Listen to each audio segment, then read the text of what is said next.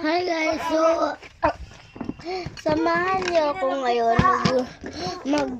kasi magluluto tayo ngayon ng fries. Uy, wag ka dito, be! Naglalaro talaga ako.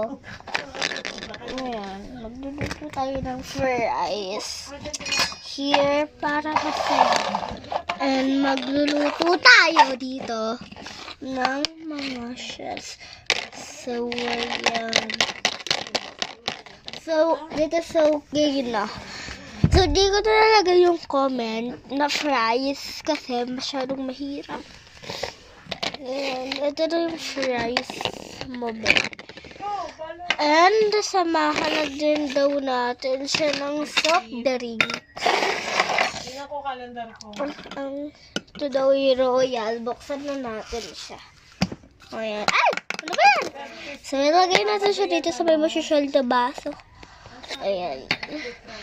And, order din daw siya ng watermelon juice. Ay, dito na lang natin lalagay yung fries para ma-cute. And, itong watermelon juice. Dito siya. And, ito yung kutsilyo. And, dito natin siya ilagay. Sorry kung di nyo na makita yung cup. Kasi, Libre mo ako, Mars. ligpitin na natin yung... So, yun na yung order mo. Ito na yung watermelon juice, soft drinks, and fries. So, yum, yum, yum, yum, yum, yum, yum, yum. Shh. Shh. So, yun na lahat ang mga ginawa natin. Sana mag-enjoy kayo. Ayan. Napangpatay pa na to. So, yan. So, sa mga gusto ulit mag-comment, so, punta na tayo dyan. So, maglilikit na din ako.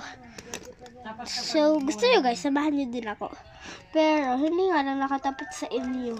Kasi mauubos na din yung oras.